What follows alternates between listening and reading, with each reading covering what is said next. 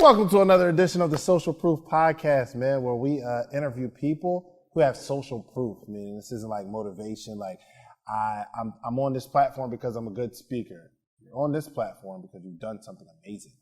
And you can like really point to it and say, look, this is what I built. And we're going to talk about how Mr. Andre Norman got millions and millions and millions and millions and millions of dollars worth of contracts. What's good, Dre? How you feeling? Feeling paid. I love it. I love it.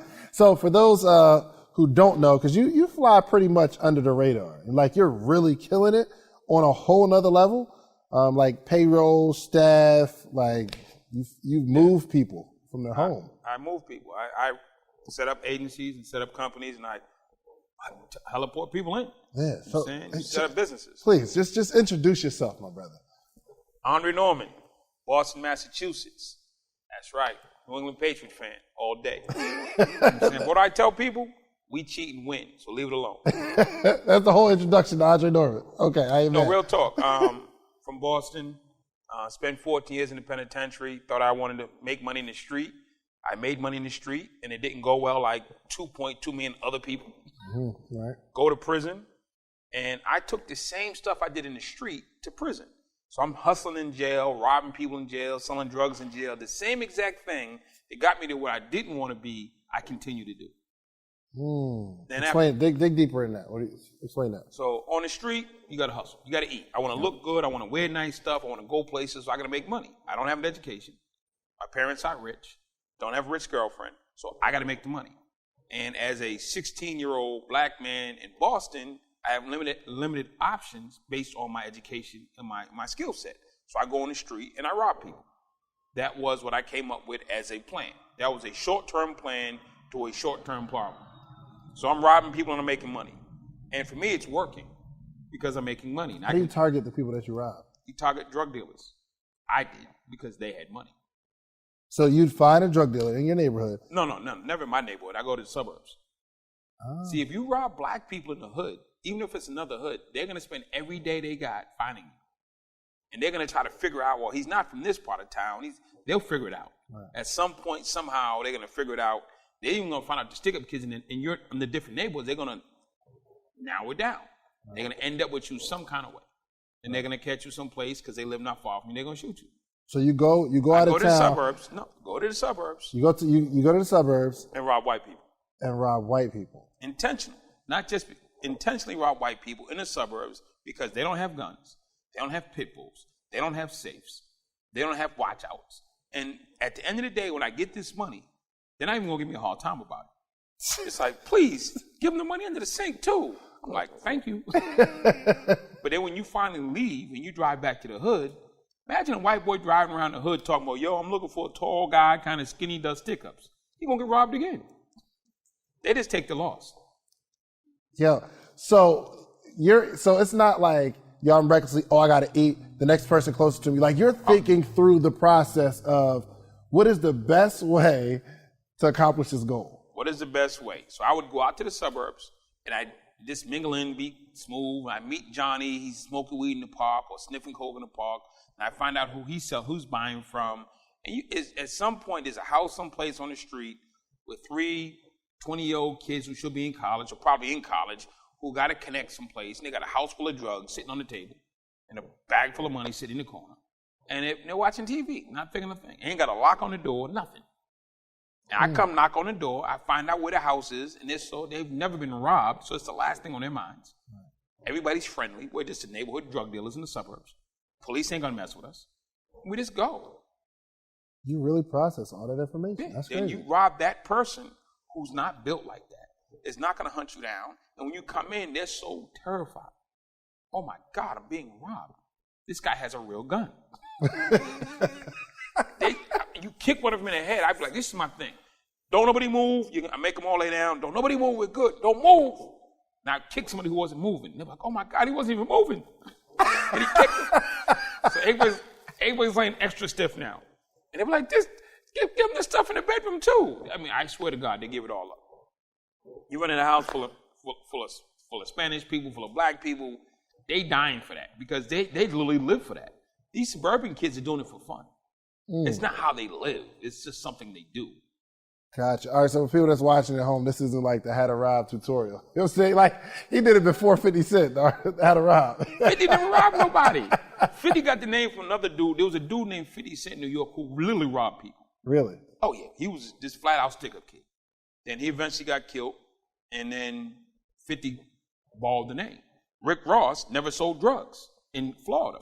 Hella rapper, never sold drugs. That was Rick Ross from California. Freeway Ricky sold drugs. Rick Ross in Florida said, oh, that's a cool name, and he balled it. Got sued and won, but he balled the name. Rick Ross from Florida, hella rapper, hella correctional officer. I think it was the CEO or some probation officer. I don't know what his job was, but he transformed and said, I'm going to take this persona, because all music and entertainment is persona. Right. I'm saying Puffy started as a dancer, now he's a mogul. Right. Jermaine Dupri started as a dancer, now he's a mogul. So it's not like they started out like this rough and tumble guy. It is like it's entertainment. Right. You know what I'm saying? I don't believe all the characters of Dave Chappelle. I don't really believe Dave Chappelle was ever Anton. Right. So why am I believing Puffy was really a gangster? Right. Or 50 was really a murderer? I'm saying he hustled here and there, but he wasn't out there holding it down like that. He got his money, we all got our money, but entertainment is about persona.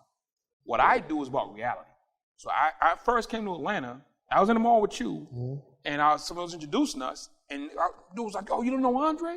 And they said, let me see your IG. I made my IG like years ago, before I moved to Africa. Yes, I've lived in the motherland. And they looked at my IG, I had 3 pictures. Elmo doll, my car keys, and something else stupid. Because I just set it up, took 3 pictures to see if it worked, and never touched it again. They looked at my IG and said, he's not popping. I said, what does that mean? They're like, yeah, he's not popping. And I might as well have been a homeless dude. Right. All right, so before we move up to there, because we're definitely going to lead up to getting the bag and then like kind of doing this like whole social media thing. But at the time, I'm doing I got easily 7 figures in contracts. I'm on stages in front of multimillionaires every day. But these people in the mall who probably took an Uber to get there told me I wasn't popping because I only had 3 pictures on my IG. Right. I've lived in 4 countries, got houses in 3 of them, but I'm not popping because I ain't got pictures on my IG. You can't be real if you're not on social media. I found out.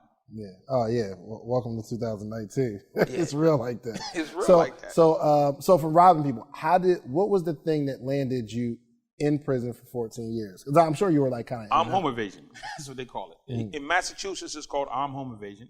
I made a mistake and brought some people with me they were drug dealers. So I should end up with drugs. I'd give them away and people would sell them. And wholesale. I'm not a drug dealer. I don't believe in selling drugs. I'd come to you like, yo, here, just give me whatever, I'm gone. I want the cash. So long story short, I had some people with me that I shouldn't have had with me. They weren't built for this job. They did other stuff. So they got in the house and they panicked, they did everything wrong. We got arrested and I got sent to prison for armed home evasion, had multiples. And they gave me a 7 to 10, 2 9 to 10s, 2 10s, 2 15 to 20s, and a 5-year sentence. Not for this one. I had a bunch of them. But you weren't caught on the other ones? Yes, I were. Oh, so you would get caught? Always have bail money. Stop teaching the kids, the best way to do it. Listen, if you go to the club, I don't care who you go with, have enough money to get in the taxi and get home. Or have enough money on your Uber app to get home. Right. Or if you're a woman on a date, even if he's going to pay, have enough money in your bank account to pay for your own food. Okay. Just in case it goes left. So I always had enough money to get out. That's the whole point of hustling, is to keep moving, and there's going to be setbacks. And setbacks in criminality means jail. Right. So if you don't have enough money to get out of jail, then you're really not a criminal, you're just stupid. So a bunch of them, and the one time that you get caught, this last time you get caught, they just kind of put it all together. It was no more bail. See, I used to make bail on cases, and I catch more cases. That's how the American system works. They just let you keep bailing out until they get enough of you. And I hit that last one, that was it. And everything just came together, added all up at the same time, and it was like, boom. So you had, all of that, you had all of that, right? But you don't have to serve all of it. Does it run concurrently? On that, most of it was run concurrent. One was run from and after. So I was supposed to do 11 years, 8 months total. Then while I was inside, I picked up 2 attempted murder charges, and it took it up to another 10. Because like I said, when I went to prison at first, I didn't change my attitude. I kept the same attitude I had in the street. So you was robbing people outside, then you Now get robbing jail. people inside. First day, walk me through first day. You go through it. You know you got 11 years. What's your mindset? Scared to death. Really? Oh, terrified. I thought you'd get in there and be like tough. What? No. Don't nobody move. I'm Andre Norman. I'm from Boston. Well, it's the equivalent I explain to people. When you're in junior high school, you finish middle school at 8th grade, and you might be the coolest guy in middle school, or one of. Then you go to high school. Your middle school might have had 800 kids in it. Now you go to high school with 2,000 kids in it. You're nobody. You're a freshman. You're nobody. You got people been here 4 years. They've been here. They know everybody, everything. You're nobody.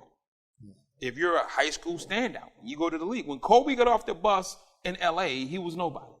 They sat him on the bench. I think he averaged 3 points his first year. Nobody comes in like, wow, okay, there's a LeBron every blue moon. But for the average person, even if you want to use sports, when you get drafted, you're nobody. Tom Brady was nobody when he got drafted. Right. When you get drafted, you sit on the bench. You're nobody. Even if you are good enough to start on your team, Aaron Rodgers is not looking at Lamar Jackson like, yo, you're the shit. Give me the edited version. Oh, I'm sorry.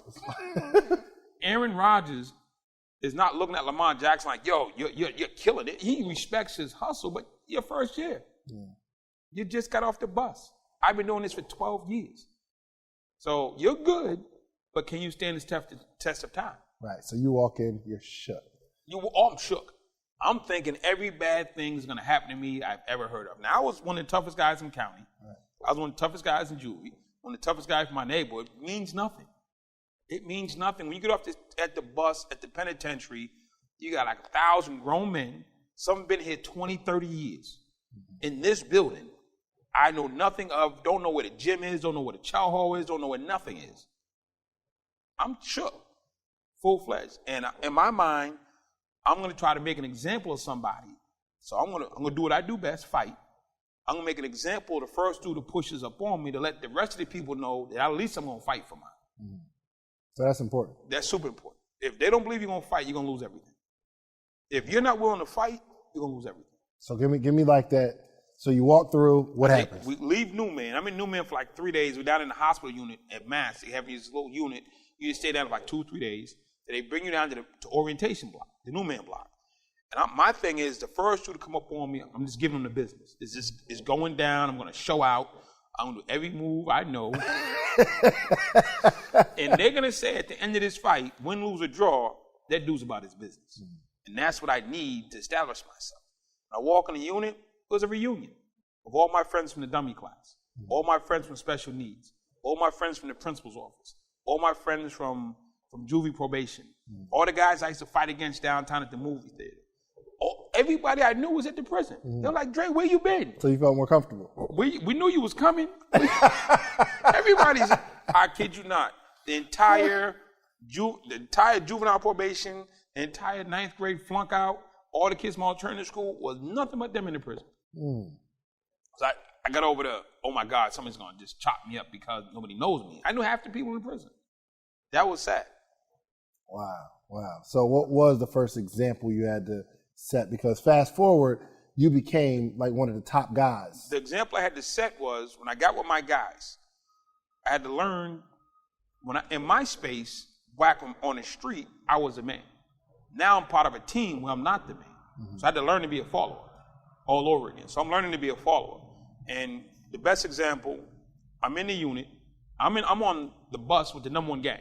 It just so happens, nothing to do with me, the team I'm a part of is the #1 team in the prison. So they're running all the drugs, they're running all the wine, they're running extortion, they run everything.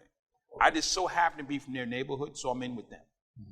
I'm in the unit, and the guy I lent a notepad to got taken away. So the unit worker goes to clean the cell, and he takes my notepad. The guy got shipped to another prison. He goes in, there's some open food. He'll take the extra stuff that he knows can't go. So I said, yo, Johnny, the notepad in there was mine. Can you get that for me? Nah, you ain't getting it. It's my stuff. You know how this works. I'm the runner. I get all this stuff. Like, no, that was physically mine. Let me get that. He refused to give it to me. And this is a guy that... He's a unit worker. He's a unit worker, like the prisoner. prisoner. He's a prisoner, but the prison charges him jobs. to go clean He has up. jobs. He cleans up in the unit. There's Gotcha. people work in the kitchen, people work in the factories, people work on the yard. He worked in the unit. So a guy gets taken away for whatever reason, shipped to another prison. They go in and clean his cell out, pack all his stuff up, goes downstairs and send his stuff behind him. There's some stuff that can't be shipped. So open food is not going to get shipped. There's just a lot of stuff that's not going to get shipped. The unit worker just takes that because they're just going to throw it away. It's customary. It's not like he's stealing, but then he'll take a notepad. Dude ain't going to miss a notepad. So I'm like, yo, let me get that notepad. That's mine. He's like, no. I don't know if he thought I was lying. So I said, yo, we got to fight for that. For the notepad. For the notepad. Over the notepad. Over the notepad. It's not about the notepad. It's about you taking my stuff. And if people can take your stuff in prison, they're going to keep taking it. It starts with the notepad, ends up with your TV. Right. Yo, almost even in like a corporate setting when you go to work, if you're always the runner or you let people push you around, you just never get out of that. Never get out of that. So long story short, I said, let's fight. He's like, listen, you know I'm a unit worker. I can't fight in the unit. If he fights in the unit, he'll lose his job. If he fights outside of the unit, he doesn't lose his job. Some stupid rule. So he said, let's go to the library after lunch and we can fight. No problem. So I go to lunch. Does he bring the notepad? Like, yo, no, he's not going to bring the notepad. He's just going to come. If I whip him, I'm going to go get the notepad. Right. I go to lunch. I tell my team, yo, I got beef after lunch in the library. Dude said, who's with? I said, this guy from the other side of town. He's my boss, big guy, Dominic. He said, Dom. Shouts out to Dom. That's my guy. I met Dom, coolest person. But he was like the number one guy in prison. Full stop. Massachusetts, he was that guy. Hands down. Sheesh. What makes you the number one guy? You hurt a lot of people. Okay, all right, cool. Your capacity to hurt people and to lead people. Right. So he asked me a question I wasn't ready for. He said, can you beat him? That's what he mean. He said, can you beat him? I said, I got this plan. I'm going to do this. I'm going to do that. He said, no. Can you beat him? I said, I got the knife you gave me. I got this club. He said, no. Can you beat him hand to hand, one-on-one? And I kept having all these little young boy excuses. I'm not answering the question. And he said, shut up. Answer the question. Can you beat him one-on-one? I said, no. He said, okay. Dave, you got to fight. Johnny, you got his back. And Dre, you watch the door. I made a face like, yo, I can handle mine. You know what I'm saying? Like, but he put you on door watch. I'm on door watch, and it's my beef. And he said, yo, it's not about you. It's not about you. It's about us, and we don't take losses. This is a we thing, and we don't take losses. So watch the door. You got the beef. You got the side, and that's it. And I had to swallow my pride, stand there and watch somebody fight for me. We won. What? He won. Which is a we thing. It's a we thing, but it was a lesson because I'm trying to prove myself at the risk of hurting the team. Because if I lose, that's a mark against us. Wow. It's not a mark against me, it's a mark against us. So people in entrepreneurship, people in business, they have this me concept. So it's like, what's good for me? And not how does it affect collateral damage? So I'm sitting here with you. Like you said, even swearing on tape, that's not cool for you. That's not your brand. So I have to say, well, man, I can do what I want to do. I'm Andre Norman. No, I have to be considerate of the team that I'm on in that space. So I learned that lesson, and later on in life, I actually employ that lesson all the time. How so? Can you get that done? People always sign up for stuff they can't do to try to prove something. They think that that trying means something. Trying people means nothing. Right. Accomplishment means everything. Right. I measure by results, not willingness. I don't measure by your willingness. I measure by the results. I like that. So obviously you learned a whole bunch of success principles in prison in this you was there 14 years. 14 years of being locked up. When did it change? Because you went in as the same guy, but I guess that same guy is the thinker, the strategist. Right. But when did it turn? When do you say, yo, I got to get out of here and do something different? I initially had that this is my tribe mentality. I thought that this is where I was supposed to be. These are the people I'm supposed to be around. And this is my fate. This is my calling in life. I'm actually good at this. I'm really good at prison stuff.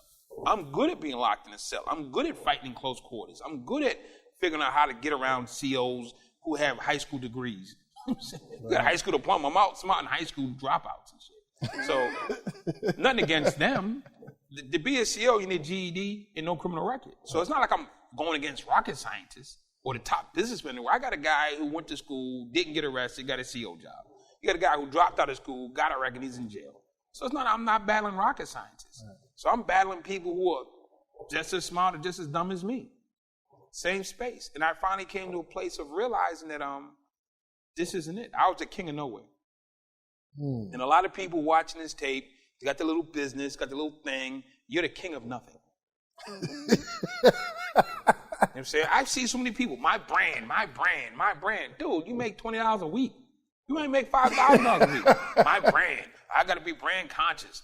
I can't do this. I'm like, really? Dude, you're the king of nothing. Produces nothing. Bill Gates has a brand. For sure. Steve Jobs is dead. He got a brand. Right. You know what I'm saying? Puffy has a brand. Right. Most people that you run into, IG page with 20,000 followers is not a brand. Those are the facts. But in their mind, I've seen people struggle to get their social media up, the rest of this. I'm like, what is it doing for you? Mm-hmm. Your little girl, Katie Jenner, that's a brand. Yeah. She leveraged it better than her sisters. That's a brand. Half these rappers ain't even brands. They're just fads. KRS-One had a song way back talking about when you're out of here. You said, well, you ever thought about when it's over, and you're out of here? You know what I'm saying? Sofa, couch seat, you know what I'm saying, and Cadillac out of here. What happens after? How many broke rappers are out? Yeah, oh, for sure. Broke NFL, NBA players are out. It was cool when you were in the moment. Where's AI right now? I love Allen Iverson. Where's he at right now? Where's Dennis Rodman right now? I have no idea. I can go down a list. J.R. Ryder right now. I'm saying Harold Miner, 3-time dunk championship. Okay, where he at right now? D. Brown, Boston Celtics, dunk champion. Where he at right now? I'm saying a lot of these dudes were there, had a brand they thought, and they didn't. They didn't establish themselves. As time goes by, like there's always going to be a new thing, and if you don't stay ahead of the curve, like you'll lose it. Just making money isn't the thing. There's two things. There's a guy named Keith Cunningham. He's out of Texas. He wrote a book called The Road Less Stupid. It's not about how much money you make. It's how much money can you keep. And as we've seen, most athletes and rappers don't keep it. So you live the life. Most drug dealers don't keep it. Most criminals don't keep it. And the act of what it takes to make money is the opposite of what it takes to save money. So did you think like, all right, cool, one day I'm going to be old, I'm not going to want to fight, and like somebody else is going to run this prison because I can't keep this up forever? No. I got to a point of, it was like a Wizard of Oz moment. For anybody who's seen the Wizard of Oz, I made it to the end where I had a chance to be that number one guy, and I pulled the curtain back, and I see this guy just sitting there hitting levers, doing nothing. I'm like, that's it? Oh, so you had a chance to be the number one guy. A chance to be the number one guy. And I had this epiphany moment, like this clarity, like this Wizard of Oz moment when I saw it for what it was. It was all, I'm about to be the king of nowhere. Right, so you were chasing something, you realized this isn't even. Everybody in the street who said they're out there to make money, they're chasing nothing. That's short term. You already know you're going to jail. You already know you're going to jail. So I'd rather live good for 2 years or 3 years and crash out for 20. You're going to crash out for 20 years to live good for 3. So what was the step? You have this moment, and obviously you're in your head. Were you still like keeping up that persona and like you were trying to make slow changes? No. I went back to my cell. I sat down and I came up with a plan. The first thing I said is I want to be free. I want to be free. So the first thing you identify, like, okay, you never had this moment before? I never thought about being free. You never thought about it? Most drug dealers don't think about quitting. Most strippers don't think about quitting. Most criminals don't think about quitting. Most NBA rookies don't think about retiring. They're going to get this check forever. How many years in were you when you had 6. this moment? So you're in prison for 6 years. I never thought about going home. It took 6 years to say, yo, you know what? I don't want to be here. I don't want to be here. Because were you comfortable for the 6 years? You accepted the fate or what? I felt I belonged there. Yeah. I fit in. So you can go places and fit in, and it's like, I fit in there. I understand this. I'm saying it's just like, cool. There's career college kids. There's people that never graduate college. They just keep going and getting another degree. They like being in college. It's comfortable. I know people literally 34 years old been in college since they were 21. They just keep getting more degrees and more degrees. They don't have to apply anything. You just sit. So when I decided I wanted to be free, first thing I did, because I'm a logical person, is I looked around at all the free people. Looked at the whites, looked at the blacks, looked at the Spanish, looked at the smart guys, looked at the chess players, looked at the Muslims, looked at the Christians, looked at the guys who worked in the kitchen, looked at the guys who worked in the gym, looked at the basketball players, looked at everybody. Every sub-demographic you can think of. And not one of them went home and didn't do good. They all came back. So I said, free is a trick. Free is a trick. Free is a trick. Free doesn't work. So you're watching them leave. No, I sat down in my cell, and I just thought about the past 6 years I've been in prison. And I thought about every demographic, every gender, the homosexuals, the cool guys, the tough guys, the gang members, the super devout Christians, the fake Christians. I looked at every group you could think of. I'm saying the snitches, everybody. Not one group went home and did good. They all came back. And I'm saying, wait a minute, I just went through my mind. I could count them all up. They all came back. So that didn't like deter you, okay, I feel like I belong here. 6 years comes, yo, you know what, I want to be free. And then you have the thought like, yo. Free doesn't work. Free doesn't work. It doesn't work. So right now, people say, if I get a new website, I'll be popping. Your business is not the website. Right. If I just get this new jacket, I'll be popping. If I can get the right tennis shoes, I can go to the gym and I'll be popping. Keith Cunningham says, if I just get this new equipment in my house, I'll lose weight. Let me get a Nord track. And that'll be no, you're not losing weight because you're eating bad. Right. You're not losing weight because you don't have a Nord track in your house. Your business isn't doing good, not because you don't have a website. It's because you don't have a business. Right. You're trying to promote an idea. You're not trying to grow a concept or a business. There's a difference. So I looked around and said, everybody's trying to get free. What does it take to get free? Think about it. You're in prison. You got 10 years. What does it take to get free? You can sit on your bed for the next 8 years and get free. You can actually do 100% of nothing and achieve freedom. So if you have to do nothing to get it, what is it worth? That's real philosophical. No, that's real life. Right. So I just realized free didn't work. So I said, I need to be something else. So I came up with the term successful. I did do successful people don't come here. If I can become successful, this is not where I end up. But at this point, you don't have any examples of success. But I understood. I had examples of free.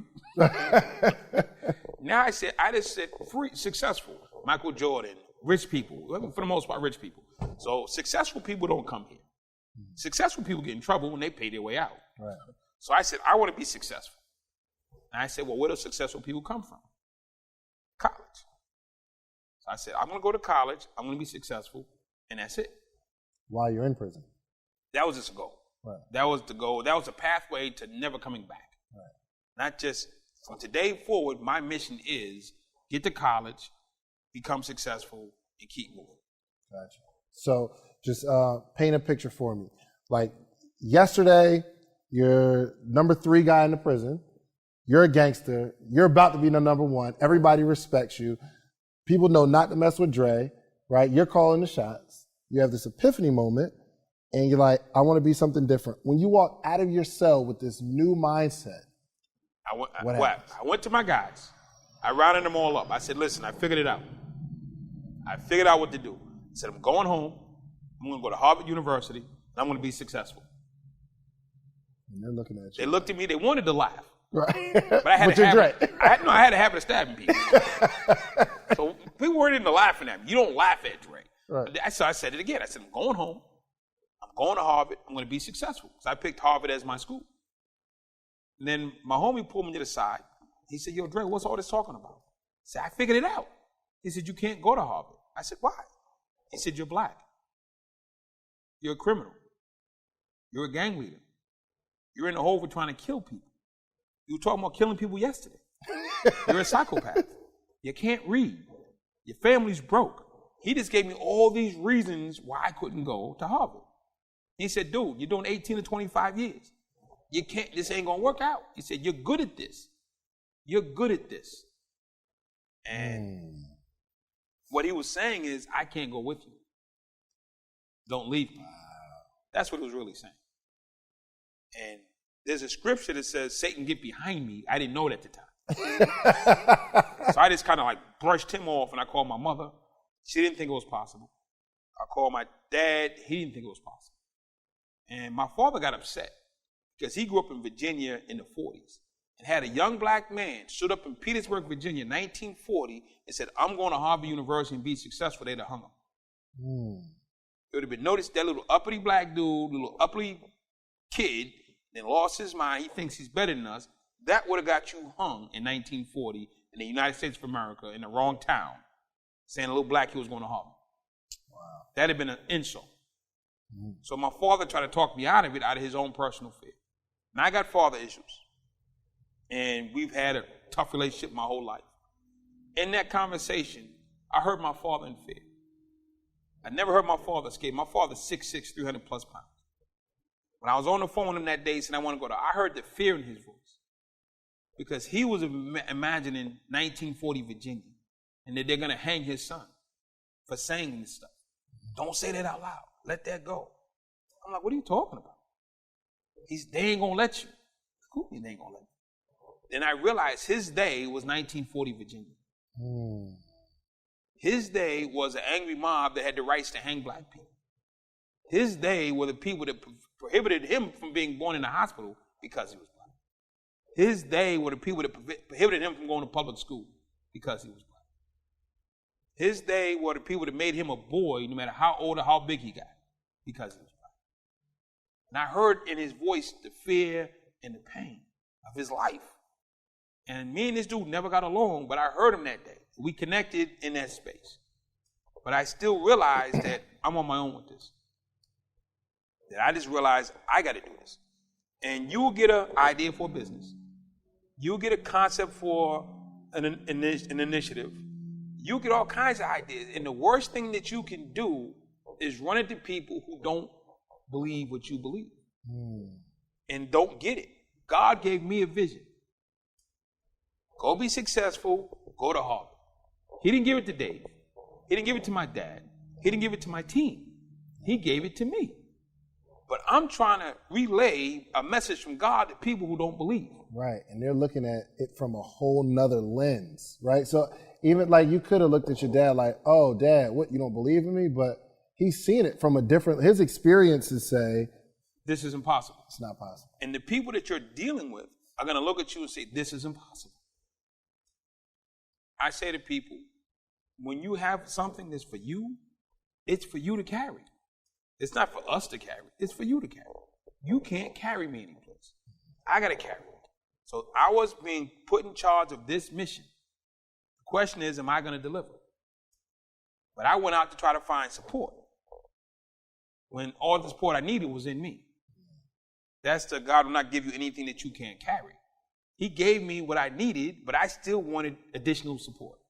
Did you see Dolomite? You seen Dolomite, the movie? With Eddie Murphy? Yeah. I watched this. It was too slow. It is slow, but if you get through it, bruh, yo, this dude had the determination out of this world, just like what you're saying. None of what he's talking about seems possible. None of it. And he started building his dream based off his own belief, period. Right. And here's the crazy thing. His friends would say it wasn't possible, but once he started moving and saw his belief, they followed anyway. Yo, it was crazy. People were following his dream based off his own belief of the dream in spite of what they believe. But they're like, yo, this fool might mess around. Make it happen. I got a thing that I do, and as I teach people. If there's three levels. There's a 0% chance, there's a 50% chance, there's a 100% chance. If I told you, if you got one coin, and if you put it down on one of these three, there's a 0% chance the prize $100,000. There's a 50% chance prize $50,000. There's a 100% chance prize $10,000. If you got one chip, if you put it over here, your 100% chance you're going to win. Put it here, 50% chance you're going to win. You put it here, there's a 0% chance you're going to win. I always ask, I draw the map. I say, here's your one coin. Where do you place it? 90% of people put it on 100% chance. Mm-hmm. They're like, yo, I win 100%. I'm guaranteed to win. Yep. What do you have to do to win that 100%? Nothing. Nothing. They say, but I said, why didn't you do the 50 or the 100 or the 0? And I might lose, and there's no way I'm going to win. And I say to you, what is the likelihood of this guy that we're talking about sitting in prison, gang member, criminal, psychopath, making it to Harvard? 0%. Mm-hmm. But I did it. Yeah. What is the chance or the odds of that same guy making it to the White House? 0. But I did it. What is the chance of that same guy being accepted and joining a multi-million-dollar CEO network in the country, in the world? I did it. What is the odds of that guy being office manager for the #1 mastermind group in the world, Genius Network? 0. But I did it. So 0% is a trick. It works. Nothing exists before it existed. What were the odds of 1975, somebody telling you have a phone that you can text somebody in China with instantaneously? Mm-hmm. You just said 0%. Steve Jobs didn't believe it. Steve Jobs didn't believe it. What were the odds of a self-driving car 20 years ago? 0. Elon Musk didn't believe. Yeah. So what was the activity? Because we still got 8 more years of this story. The short story is, in the 8 years, I went back to school, taught myself how to read. While you were in? While in prison. Yep. In segregation. I was in solitary. Went back to school, went to counseling, went to therapy. I had mental health issues, y'all, just for the record. So I just went and got for the next 8 years of my life. I taught myself the law, reversed some cases on appeal. For the next 8 years, I worked 20 hours a day. 20 hours a day every One day. day made it, like, it changed the course for the next 8. One day, one idea. You remember the day you met your wife? Yeah. Changed the rest of your life, didn't it? Done. You get it. Wow. The rest of your life has changed, isn't it? Absolutely. Remember the day you met her? Absolutely. Where are you now? In marital bliss, boo. So people are like, how did you do that? The same way anything else happens. You met her one day, you're like, wow. And it hit you one day. You might have saw her a couple of times. One day, like, I want her. I need to be with her. She needs to be. You had that thought in your mind, then you went about everything you had to do, taking her to dinner, buying her flowers, make sure you get the right amount of cologne on, presenting yourself in the right way, praying more, whatever you needed to do, you did. And now that you're married, you have to do twice as much. Oh, for sure. But when you had that concept of, I want to marry this woman, you went in nonstop 24-hour thinking. Yeah. Did people treat you differently with this new Dre? Did they like try you more, or did your friends treat you differently when you decided you wanted one woman in your life and nobody else? Absolutely. Exactly. They're like, wait, come on, Dad, let's go to the club. Or let's go over here. You're like, nah, I'm focused. I used to have free time to do stuff like that. Now that 20 hours or 10 hours a week that I've been wasting on nothingness, I'm putting towards this woman because there's a benefit in the future in that. There's no future in this. Sure. But your friends still go do stuff that's not going to produce anything. Yeah. And you're not mad at them for still doing it. You just don't do it with them anymore. Right. So when I changed my life, people weren't upset at me. They actually saw there was more space for them. Mm-hmm. So I gave away the drug dealing. I gave away all the extra stuff, and I focused on me. I didn't get, hey, y'all can have all this. They're like, what? He's crazy. He's going to let us have all the drug profits. He's going to let us have all the extortion profits. He doesn't want this anymore. Dre went crazy. That was the word. Word in prison was the crazy Dre went crazy. Psychopathic Dre has gone crazy. Wow. Because he no longer wants to participate in illegal money gaining stuff. Right. So you've been changing over the next 8 years. Walk me through the first, I'm talking about like the day you wake up that morning and like this is your day to be released. I got my parole in April of 1999, and the Department of Corrections refused to release me. They told the parole board we would not release this man. Because we fast forward past a lot of stuff because you were only supposed to be in for 11. 11. But you did something 14. in the first 6 years to make it, or like in the during first your 6 transitional? Years. During the first 6 years, I caught 2 attempted murder cases. But when I finally made parole, I maxed out my first sentence at 10. Then I did almost 4 in the next one. But when I got to the parole, I made parole. When I made parole, the Department of Corrections never thought it was possible. When you say make parole, what do you mean exactly? You go before a hearings board, and there's like 3 people, and they decide you should be let out early. Yeah, I have to convey to them, I'm remorseful, I'm accountable, I have a plan, I have a strategy, I have support, and they look at all that, and they say, okay, cool, you can go home when you can. So I went, and they said, okay, you can go home. The Department of Corrections, which houses us, says, not this one. You can't have him. We're not agreeing to this. They had no dog in the fight. Their job is carrying custody. Their job is not release. Even though they've seen that over the last 8 years? Doesn't matter. Doesn't matter. Doesn't matter. I tell you this here, never cheat on your wife, because she'll never forget. She might forgive you, but she'll never forget. And you won't forget. You'll forever change your relationship. You put them through so much. Put them through. I earned that. They didn't just pick my name out of a hat. But for the long story short, I had to fight with the Department of Corrections for 6 months to actually get my release. So November 15th, I wake up, it's my day. We go out on the yard at 8 o'clock after count, and at 8:30 they start calling names over the loudspeaker, and you walk to the gate and you leave. 8:30 they called all the names, they didn't call me. I'm like, what? Again? They said, no, we're letting you go home after the next count. His last jab, you know? Just out of spite. Out of spite. But I took it in stride. I earned it. So you can't cause grief to people and wonder why they want to bring it back to you. I earned that. So at 10:30, I walk out, get in the car, we drive to the parole office.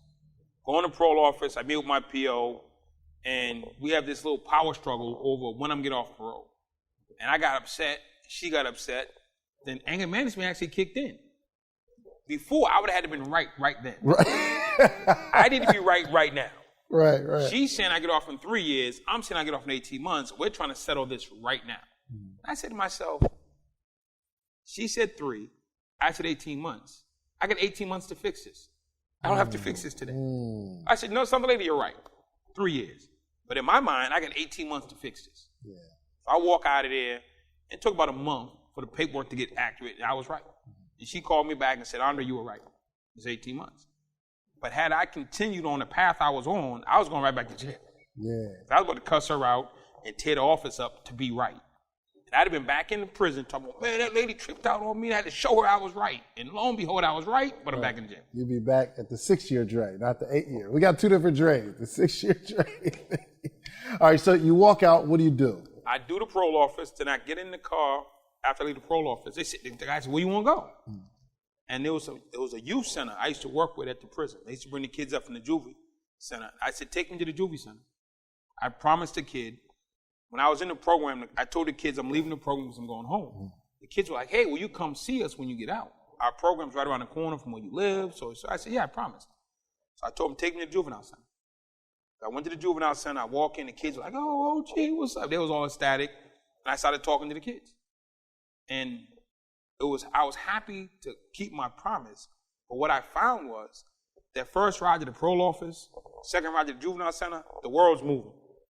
Everything's moving at 1,000 miles an hour. I've been moving at 2 miles an hour. Prison is 2 miles an hour. The world is 1,000 miles. Explain it, because you went in and... I went in, there was no cell phones. I went in, there was no internet. I went in, there was no white people in the hood. I went in, there was no talking cars. I can just keep going down the list. I went in, it was just a lot of stuff that didn't exist. And I went in, things were different. Stuff changed. And it was just a lot to take in. And so I go to the juvenile center, strange thing happens. It's a locked facility. They're locked up. I felt comfortable in there because I understood the space. So what I would do is every day for like 5 or 6 hours, go volunteer at the juvenile center. Because you would be locked in. Because I'd be locked in. It was my decompression time. Everything's moving, fast, no quit, no stop. Pressure, let's go. And I'm used to moving at 2 miles an hour. I'm not ready for 1,000. So I would go to the juvie center every day, but I was locked in. There's no phones, there's no internet, there's no talking buses, there's no white people jogging. Back to what I'm used to. I did that for like 3 or 4 months. And it was my safe zone for 6 hours a day. And it allowed me, I knew that if I ever got stressed, I'd go to the juvie center and volunteer. Primarily because you were locked in. That's I love deep, the kids. I love the kids, Yeah, that's but it was deep. for me. Yeah, that's deep. Love the kids. And the crazy thing happened, because I'm going every day. I put me in a room, 35 kids. I tell them my life story. Grew up in the hood, went to prison, was a gangster, turned my life around, went to school, got out, now I'm out here, I'm trying to do better. Clap, yo. I come back on Tuesday, same 35 kids. Now what do I tell them? I come up with something else. Came back on Wednesday, same 35 kids. Right. Came back on Thursday, same 35 kids. So I learned by force to do more than just my personal story. Mm-hmm. I know so many people who say they're motivational speakers and have one story. I was that same guy. I had one story. 3 months in the juvenile center with the same kids, you learn to tell way better stories. Yeah, for sure. My stories, not that they become untrue or different, but you can't tell the rags to riches story. They heard it. Right. Now you have to learn how to break down hygiene stories, how to make it cool to wash up, Right. how to be cool to go to school, how to be cool to pay attention to the staff, I had to come up with all kinds of stuff. I'm telling stories about why you should listen to your parents, or why you should learn how to read, or why you should learn about entrepreneurship. By the end of that 3 months, I was a master storyteller and didn't even know it. Wow. So what about like that? Like, so this is like your home, and you're passing your home that you were in for 14 years. So like, was there any type of like, because some people do want to go back, right? Did you ever have that feeling? I didn't want to go back. There was probably like 5 times. It was probably 10 or 11 o'clock at night, been home for a couple months, and you get homesick, or you just feel uneasy. I would get in my car. Unbeknownst to most people, most prisons are about an hour from where you live. I drove out to the prison. I sit up on the highway where I could see over the wall into the prison. I would sit there maybe an hour or two and just look at the prison. All my friends were in there. Everything I knew was in there. All my memories were in there. And I would just sit up on the prison in my car, looking over from the highway, looking over the wall into the prison. And I would just sit there. Some prisons are on this happened to be a highway was just sitting in a way where you could see over the wall. From that particular point, I'd pull up on a little bridge and I just sit there. And I would look, and I knew who was where and what they were doing, and I know they were all asleep, and I was just like, yo, those are my folks. I missed them. And I understood that world. So I did that probably like 4 or 5 times. Wow. It's like being in a toxic relationship. You break up with them, but you still scroll through the Instagram. Well, that's the millennial stuff. Trollers. Just to see what's going on. Yeah. I mean, see what happens is you have a girlfriend or you have a relationship, and it's 14 years long. When it ends, no matter how good or bad the relationship it ends. Yeah. My biggest thing with not smoking, I quit smoking. I smoked cigarettes. The hardest part for quitting smoking, know what it was? Know what to do with my hand. my hand was programmed to do this. I kid you not. What to do with my hand? I was so used to doing this all day. When I stopped smoking, it's like my hand was just like out of joint. Right. What do I do with my hand? So I had to find something else to do with my hand. So what do? You put food in your hand. You start eating. So you do the same thing. Now you just put something else in your mouth. Right. Yeah, but So you got to to replace a bad habit. I mean, to get rid of a bad habit, you got to replace it with something. Not just saying, yo, I'm gonna quit. You can't quit. Something's gonna fill that space, and if you don't direct it, it'll direct itself. Wow. So you start getting your bearings right. How long did it take you to make your first $1 million? Probably, I got out in November 99. And congratulations, we just celebrated your 20-year anniversary. November 1999, I got out. This is November 2019. 20 years I've been doing this. Wow. 20 years. I don't know the exact, I didn't count the first M, but I ended up with a company. And over the first 4 years I worked there, from 2000 to 2004, we did $25 million. Doing what? Did you use some of your old 6-year Dre ingenuity? Oh, and do some weird I'm stuff? only one person. Right. I'm saying I'm only one person. But no, it was a nonprofit. in kind of like a church setting, and we did outreach. And I didn't understand the business of bad lives, the business of corrections, the business of gangs. See, you're out in the street making money, selling drugs or shooting people or wearing colors. There are people making money off you making money. If I'm an insurance company, I love you.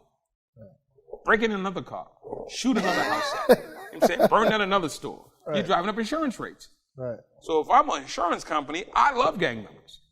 Please come more because you're driving up everybody's insurance cost. Everybody in the hood pays some kind of insurance on their car, on their house, on their business, or whatever. So all the insurance companies can charge more in the hood than they can in the suburbs. So the insurance companies love criminality. It benefits them. But nobody ever thinks that there's an insurance company. You see all these commercials on TV, get this insurance, that insurance. You never think that they understand that in the inner city where there's high crime, just do this. Go to whatever, I don't want to put anybody on blast, go to any insurance company and say you live in the hood. Give them the zip code. Tell them you get a 2019 Mazda. What is insurance for this car in this hood? Then do the same thing in the suburbs. Pick a suburban town 20, 30 miles away where there's no crime, no black people. And check this insurance rate on the same car. Guarantee you it's almost double. Wow. Do the same. You go to the grocery store. Pick up a can of beans. It's $1 in the suburbs. It's $1.25 in the hood. Everything's more. Insurance. The store costs, you open the store. What does the store insurance cost? What does liability cost? So the insurance companies make extremely more money dealing with inner cities. Unbelievable. Nobody ever thinks about that. So how did you start in like business of making money, and like what was your first? Obviously you helped the organization make $25 million. Did you not get a bunch? I spent a bunch of that. Huh? Did I what? You got what? What? Anybody know me from 2000 2004? I used to drive a new car every day. 3 times a day. What were you doing? What did you do? For work or for the cars? Yeah, what was your means of income? My means of income, we ran a nonprofit.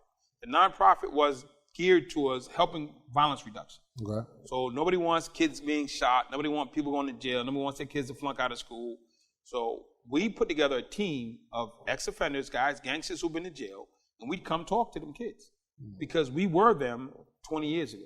We were them. We're their big brother's best friend. We're the guys your big brother looks up to. Right. We're the guys. I originally got the originators of every gang in Boston.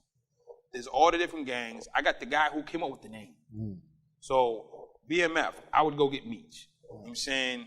Gangster Disciples, you go get Hoover. You know what I'm saying? Crips, you go get Tukey and Mr. Washington, right? So I got, for Boston, the originators of every gang. Put them in one room and said, listen, this is what we're going to do. Now, there's an article. Anything I say out my mouth is online. There's an article, Henri Norman, Gangster Turns Life Around. And it'll say in the article that I pulled together 65 people. And we had this meeting, and out of that, a core of 15 came. It's 25 million online. Anything I say out my mouth is online. If it's not online, I don't even bother to say it. So I used to be a mentor for Major League Baseball online. Sports Illustrated did an article on me. So if you can't believe Sports Illustrated, I don't know what to tell you. Right. But the baseline is we would do gang interventions, crime interventions, and those things. So take a school district. I was just in Dallas. There's 154,000 kids in Dallas public schools. The average school kid costs $10,000 a year. So you tell me what's 10,000 times 154,000, and that's the budget for Dallas public schools. People don't understand the business of education. Public school is a business. So you take a school district with 50,000 kids in it, multiply it times 10,000, and that's the annual budget. You can go to Google right now, put in Baltimore City public school annual cost of kid. It's always between 8 and 12,000. Any city. Wow. Low 8, high 12. You see a public school building with 100 kids in it. I see a building with 100 times 10,000. What? That's what I'm seeing. So now you have this 100 kids in your building. If 20% are dropping out, what's 20 times 10,000? A lot. That's a lot of money. Oh, a whole lot of bread. So when I go speak to the principal, those are the conversations. People look at, this is classic. I remember when I was a kid, my sisters went on a school college tour. It was like the black college tour. They took all the high school kids, put them on a bus, they drive them down to Virginia, show them all the HBCUs, and everybody's doing bakeries and soup sales, and let's raise money and send our black kids to school. Right. I watched that for years. I didn't qualify because I dropped out. But for years, it was always a big thing. That was like the first time you ever really got to leave the hood was a black college tour. Right. So everybody knew about it. I see it drastically different. All this selling chicken plates to get me to go to college. If you go to a college right now, the average cost of a college is $40,000. So if you sign up, that school's going to make $40,000. Times 4, it's $160,000 for you to go to that school. Right.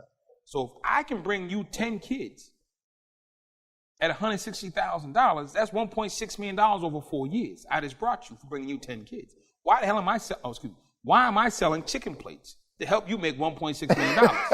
Right. They pay people to recruit students, right, but we pay to send our kids. We got it backwards. People are doing it backwards. I go to a college and I say, what is it worth to you for me to bring you 20 students? What is the dollar figure that you will make if I deliver you 20 students? They'll say $3.2 million. Okay, if I bring you that, how much do I get?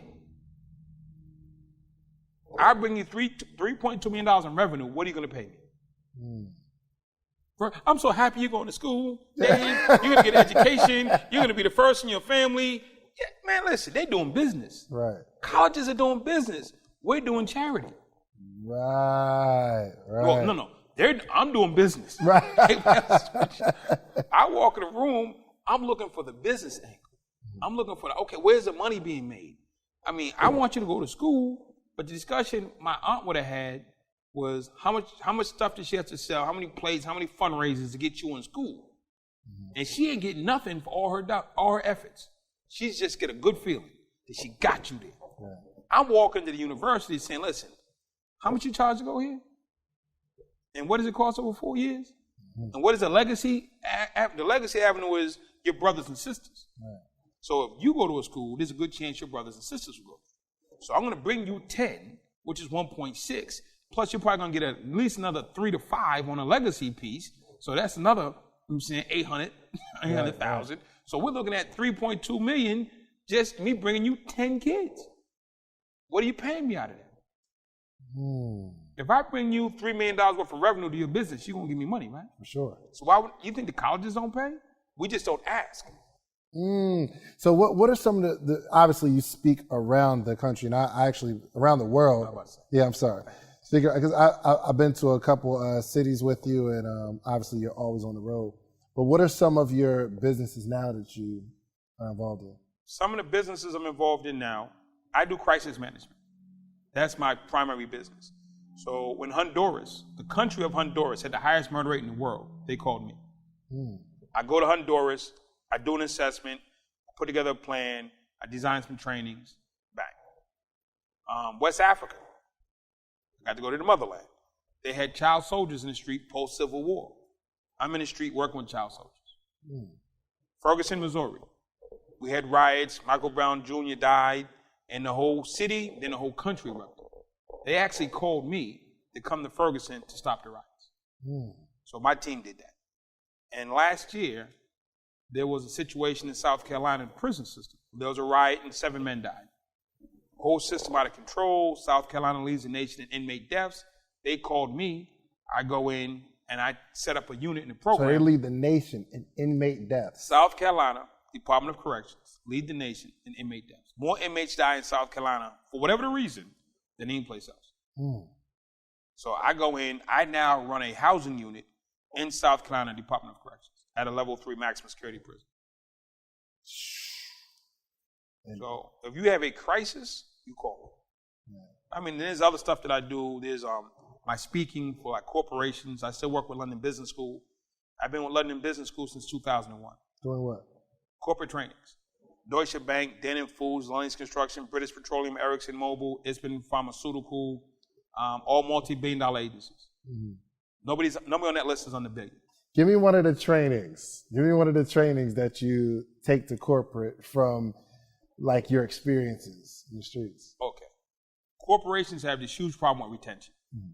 You hire somebody, you train them up, you put all this money into them, you get them 10 years into your business, they're vice president, and they're killing it. Then it's like crushing. And then after 5 years of being a vice president, they're making whatever they're making, everything's going good. And in 3 months, you have this big deal coming up. And it's you and your competitor going for the big deals at $10 million contract. And your number one person, your vice president, quits your company. And he goes down the street and works for your competitor. What do you do? Right. You know you lost that contract. Right. You lost your best employee, and you're about to lose the next biggest contract coming up because this guy went down the street. Now, if you're the guy down the street, and you know Johnny's up there killing it, and you're about to go for this $10 million contract, they're like, man, you call Johnny up and say, listen, I tell you what, I'll pay you 1.5 times what they're paying you. I'll give you a better parking spot, better benefits, and I'll make you a senior vice president if you come work for us. Right. Extra $100,000, better parking spot, better vacation. See y'all later. He goes down the street. Let's go. It happens every day. It happens every day. Mm. So in the way we would explain it is LeBron James was in Cleveland. The Cleveland Cavaliers are worth $150 million at the time, or whatever the number was. Right. He leaves. I'm taking my talents to Miami. Remember that. Right. The day he said that, the moment he said that, the franchise dropped $50 million in the cost. The day he said, the instant he said, I'm going to Miami, the value of that team dropped $50 million. Right. And at the same token, the value of the team he went to, Miami, went up $50 million. Yep. Yep. So if you were a T-shirt salesman like you used to be, and you stood in front of the Cleveland Stadium, you would sell out every day because the arena's packed, everybody's there. Now nobody's there. Right. You're out of business. Right. If you were a hotel next to Cleveland Stadium, you were sold out every game. Now you're empty. Whatever you're in, your restaurant, you're a taxi, you're an Uber, whatever you were, as long as LeBron James was in that building, that meant thousands of people coming to that building, which meant business for you. Right. When LeBron James moved, all commerce dropped. Right. The franchise dropped $50 million, and all the surrounding businesses dried up because there was no people. Now let's take it to Miami. The empty hotel, full. The homeless dude with the sign, paid. The homeless dude with the sign, paid. Everybody paid because the bodies are there now. Right. It's that simple. So it's the same thing in corporate. If you can get this guy to switch from this team to this team, you go up, they go down. Right. Where'd you learn that concept? Learn that that's just basic business. What I learned, my end wasn't that. Right. That's just, anybody can tell you that. My end is how do I keep LeBron in Cleveland?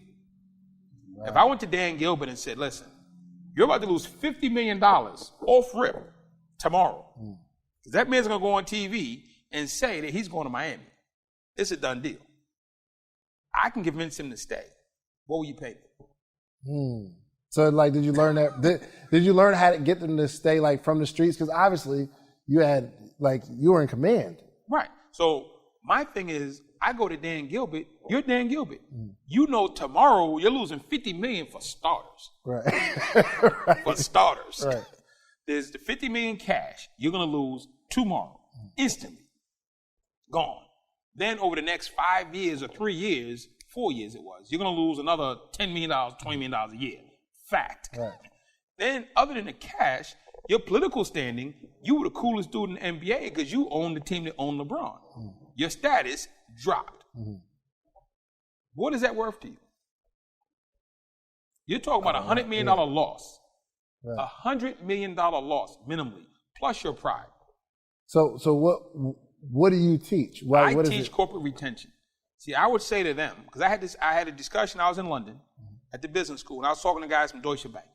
And they told me that scenario, the guy leaving them, going down the street and joining the other bank, and then competing against them. And I was like, that's crazy. He says, Andre, it happens all the time. I said, I've been in the game a long time. I grew up in a life. I know gang life, gang culture. And never in the history of my life have I seen anybody quit a gang join the other gang and shoot back at them. I've seen people move away, join the church, they they do a lot of stuff. But I've never seen, there's a big battle coming up Friday, you quit this gang, you go join that gang and you shoot back. Right. Never seen it. Right. They said it happens all the time in corporate. I said, well, we teach loyalty. We teach pride. We teach family. Gang loyalty in the corporate arena. Can you teach that to our people, Andre? Minus the guns. So I teach corporate retention based on gang loyalty to the top businesses in the world. That's amazing. Look, we've been here for a while. I have a million more questions, and I wish we could just have a session where you sit down and just tell all the stories you tell me. Like, yo, Dre's prison stories are bar none best stories I've ever heard in my life. But we got to kind of wrap this thing up. But for social proof, let's go back to social proof. For sure. Who is Andre Norman? Why am I listening to this guy? Why should I go to social proof? My social proof is non-social proof. I legitimately have millions of dollars in contracts. I've legitimately generated over hundreds of million dollars in nonprofit space. I legitimately, in my phone right now, have over 100 multimillionaires that I can call right now. I've seen them. Go to their houses. He took me to one. Let's go. I took you to New Jersey, your hometown. Yeah. Took you to a part of New Jersey you probably never been to. Never been to. And my man just walking me around his office, and I'm like, this is the most beautiful, amazing office I've ever been to. We walk into the man's office, multi-million-dollar company. Walk in and see, call in the day we coming. They more like it was like a planned trip. Like, yo, I'm coming that way. All right, cool. Bring in my friend. No problem. We pull up. We walk into a multi-million-dollar agency. It's probably like 800 employees. The CEO, out of respect for me and friendship with me, walked away from his desk and spent 2 hours walking around with you. For sure. But here's the crazy part.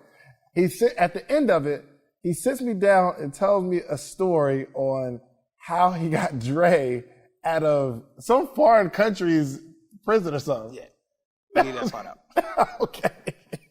So I'm looking like, yo, what in the world is going on with Andre Norman? What the heck is it? So, no, I mean, what happens is you can know people, but who knows you?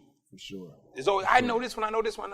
Who knows you? Yeah. That I can call somebody who runs a multi-million-dollar company with 800 employees, has an agenda full of stuff to do, but because we show up, walks away from his agenda, spends 2 hours with us. And then we go to New York, and we went to who was the dude, the big nonprofit? Yeah, Hayden Foundation.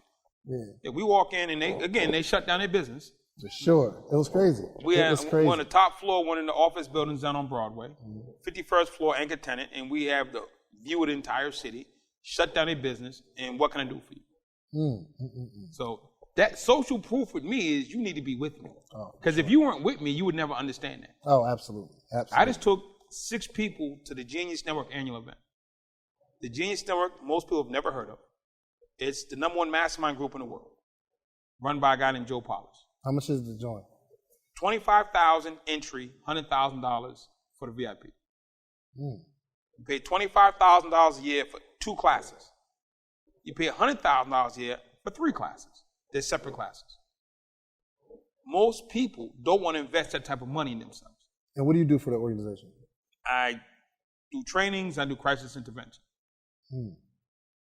But what happens is I took 6 people, including Life, took them to Phoenix, 350 seats, $10,000 a seat, sold out. 350 seats, $10,000 a seat for a 2-day training, sold out. Next level. Then, for this year, we put on a youth component. We had 10 kids, $2,500 a seat, sold out. Next level. No, the next level was my son sat in the $2,500 seat. We had a whole class just for kids, $2,500 a piece for 2 days. The parents paid $10,000, kids paid $2,500. And it's some of the best learning you're ever going to see on the planet that you won't see. Well, here's the good news. We're bringing 100 high school students to Social Proof 2020. So, it's not $2,500 a seat. It's actually going to be free for them. But all right, so Social Proof 2020. Why should you come to Social Proof? Yeah. If you're sitting at home, you're trying to figure out, how do I grow my business? How do I make it make sense? What's the differential between free and success? how do I take my understanding of gang culture, gang retention, corporate retention? How do you line that up? How do you get to still wear hoodies and Timbs, but be on deck where a guy will shut down a multi-million-dollar company because you walk in the door? Mm-hmm. And how can you get him to turn his company over? The guy don't even know. I didn't walk with you that whole time. We walked in, I said, Dave. Yeah, where did you go? I'm walking, like he's telling me about the Zen room he got and why he has treadmills facing the window for his employees with a call. I'm like, yo, what in the world? You're like, where's Dre? Yeah, and I was like, it didn't dawn on me for a while. It's like, yo, until you pulled up, like we passed each other a couple times. So, what you doing? What happens is people will introduce you to people to show off. Mm. I introduce people to people to make connections. I needed you or wanted you to connect to him, not you to connect me to connect to him. So I put you together and I walk away. Whatever you discuss, whatever you hash out, whatever comes out of that is between you two. There's no leverages, there's no strings. Gave you the number. You have his direct number. Feel free to call. You know what I'm saying? That's it. I don't make relationships and make connections that connect back to me because that's manipulation. Now I'm trying to manipulate you into something because I control. For you to get at him, you got to go through me. Right. That's manipulation. That's not real friendship. That's not real helpfulness. That's manipulation 100%. I connect people for the sake of connecting people. Gotcha. And if I don't like you or trust you, I'm not going to connect you. Period. But if I like and trust you and we're good, then I want you to come up. And your idea shouldn't have to be mine. I shouldn't have to agree with it. Hey, if it's I trust you, go talk to the man. I love it. So yes, you will see Andre Norman speaking at Social Proof. But I tell you, you have to tell them the truth. I come hard. I'm not politically correct. Oh, for sure. I'm not trying to be your friend. I don't care if you like me on Instagram or Facebook. I'm going to tell you raw truth. Yeah, if you want somebody to rub your back and like feed you tea with honey in it, that's not Dre. If you want the raw truth, I'm going to give it to you. Yeah, he was on one of my coaching calls one day, and after it was like, yo, like it was like a strong disrespect for a little bit, and he's not disrespecting anybody personally. They felt disrespectful because he was coming with the heat. But what happened over the next couple of days was amazing because after they got over their feelings of how they felt about what you said, it was like, okay, now it's time to start taking accountability. You get results. I measure things by results, not willingness. Mm-hmm. So I'm not, did he make me feel good? Did he tell me I'm doing a great job? Did he see the part of my project that I'm really proud of? Keep that moving. You know what I'm saying? Keep that moving. Well, look, Dre, I like to end every podcast with predictions. I like to make predictions so that I'm going to ask you, where do you see yourself in the next 5 to 10 years? But I'm only asking because it's on camera, and we'll be able to look back at this tape 5 to 10 years from now and say, wow, Dre said he was going to do it and actually did it. That's crazy. So give me your predictions next 5 to 10 years for Andre Norman. Okay. Business, okay. Personal. Period. Personal, 5 to 10 years from now, I will be the prison czar for the United States of America. The what? The prison czar. I'm making it up. It doesn't exist. Like the iPhone didn't exist. If I just said iPhone in 75, you'd be like, what? I love it. If I just said Tesla in 2000, you'd say, what? Right. There's a 0% chance of it happening, which means I'm the only one in that line. I love it. There's nobody else trying to get this. Right. There's nobody. The prison czar. The whole time I was in prison, I was trying to go to Harvard. There was no competition. Right. No one's going to steal that book. Nobody's trying to steal that book. I was in that road by myself. Right. So right now we have 2.2 million people in prison and like another 10 million people on supervised release. And it's not working. I want whoever the president of the United States is at the time to appoint me the person in charge of fixing the American prison system. So I use the term prison. We had drug czar, this czar, that czar, health czar. I'm going to be appointed by the United States president to be the person to fix the American prison system. Because we have too many people that look like us and not like us who are in jail being tortured into being better people. And you can't torture people into being better people. We need to pay our debt, but at the same time, we have to be reformed. We have to be treated like humans and given an opportunity to be productive. There's a lot of talented people. I'm not the only talented person to come out of prison. there's tons of brothers and sisters, men and women who are in there who just need someone who understands it from their perspective, from their lens, as you say. So I will be appointed in the next 5 years to take over and fix the American prison system. That's my personal. On my business, I want, say, $50 million in revenue. Right now, there's 2 CEO networks. There's EO and there's YPO. I am a member of EO, which is 14,000 founders of companies that generate like $3 trillion. YPO is 27,000. They generate $9 trillion. I want to elevate up to YPO. Gotcha. How much is EO? EO, you got to crush $1 million. YPO, you got to do at least 10. Oh, so you have to be making $1 million, and then how much is it to join? Under 10 grand a year. Okay. But you have to just eclipse the $1 million. Yeah. You got to do Gross 7. or net? I believe it might be. Might be net? Okay. Call your account. I ain't got net yet. We can work it out. Not doing that yet. All right, cool. All right, anything else? I need a wife. You need. I'll say you've inspired me, brother. You've inspired. Trey will be married in the next 5 years. I will be married in the next 5 years. So we're playing this at the wedding. We're playing this. Listen, I came to your wedding. We're playing this at your wedding. Yes. Oh no, you just showed to her. She's like, I know. No, I mean, my problem with the wife part is I keep looking for what I think she needs to be, and the problem I was having was I had my list of what I wanted her to be. For sure. It was certain height, certain weight, certain job, certain this. I had a list of what I wanted her to be. The problem was I wasn't on her list of that person. Right. That person that I wanted, if you'd looked at her list, I wouldn't have qualified. Right. I was 50 pounds overweight. I wasn't focused. So I said, hold up. And you dropped some weight. Look good. I dropped 50 pounds. Yeah. Still going. I started at 297. Mm-hmm. I'm currently at 250. And I'll be at, put it on, when is this? April? I'll be at 220, 215 by April. Oh, nice. When you see me in April, I will not be 250 pounds. I'll be at least at the most 220. So we need to go shopping again. I went shopping yesterday. I got a trunk full of cars. I need to go with you though. Dude, I got a bag. I got a whole trunk full of True Religion. Okay. True Religion and Polo. This is one of my new outfits. Yeah, I like it. I got a whole. I ain't gonna say how much I spent. I got a trunk full of bags, True Religion and Polo. I love it. And Nike. I love it. All right. But you will see me at Social Proof 2020 at 220 pounds. There it is. Max. There it is. Because I need to, instead of me having a list for her and want her to overlook my faults, but I'm not going to overlook her faults. Right. You know what I'm saying? So I got this thing on my list.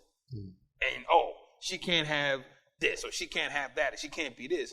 But I'm 50 pounds. I'm damn near 300 pounds. Yeah. I'm this, I'm that. So I said, let me get myself to match her list. I love it. So 220 pounds, in shape, eating healthy, living healthy, going to sleep on time, having a schedule because I'm all over the place. Yeah. So I need to say, when she says, hey, this is what I need, I want to be her to check everything off on her list that I can match that. I love it. Stop being one-sided. Good stuff. All right, so look, man, we got about 3 minutes. I want you to kind of, first off, I'm going to do the outro, but I need you to end with a story. So get a good story going. Preferably a prison story that has nothing to do with rape. This, you know what I'm saying? Got a whole bunch of rape stories. But give me a prison story if that has to. I got one. You got a story with a principle at the end. So listen, man, I'm glad y'all tuned in, man. We are bringing you literally the dopest people in the world. Not even the dopest people that I know, just like the dopest people in the world who are killing it on a whole nother level. Make sure you're following Andre Norman. How did I get in touch with you? My IG's popping. Hey, we lit. No, I ain't popping like that. I don't care about this. If you want to, my website is my name, AndreNorman.com. My Instagram is my name, @Andre Norman. My Facebook is my name, Andre Norman. Yeah. My LinkedIn is my name, Andre Norman. So if you go to my website, all the links are there. Got it.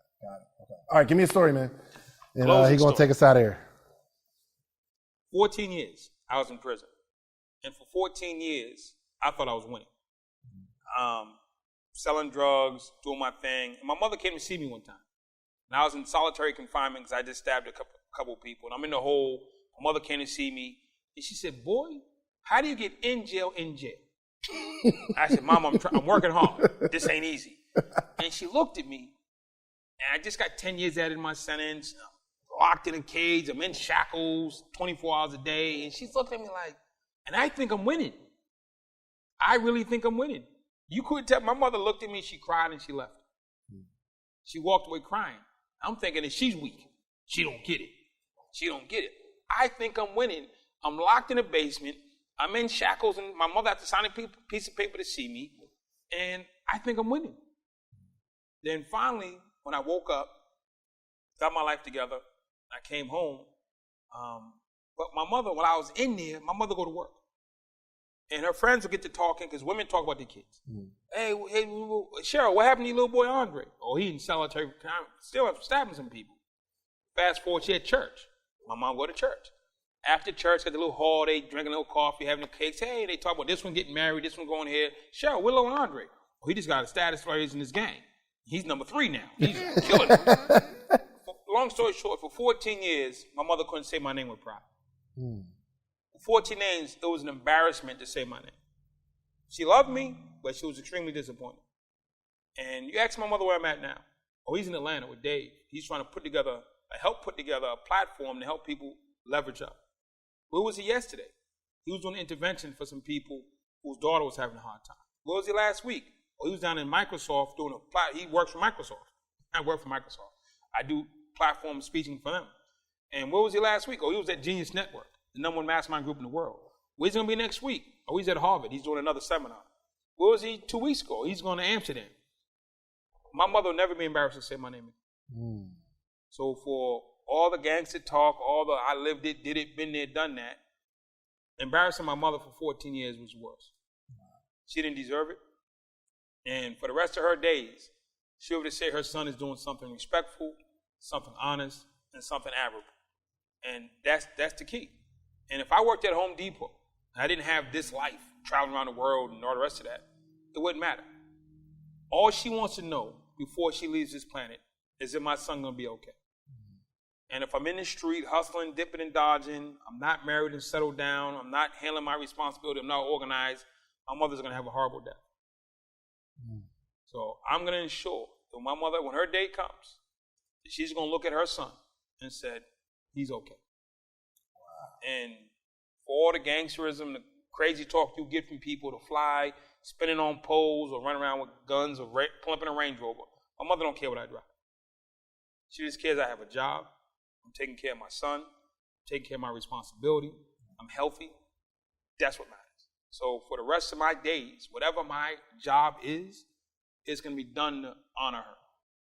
I love it. Man, I appreciate you, man. Make sure y'all follow my boy, Andre Norman, and make sure you're April 2nd and 3rd, Real Social Proof Social Conference. Proof. We're going to have over 2,000 people in the building. We got 55,000 square feet of space. So the network is going to be unmatched. I promise you, you're going to meet the people that you only follow on Instagram. All right. I'll see y'all later. Peace. Oh, can I live stream some people in? Yeah. From the prison? No.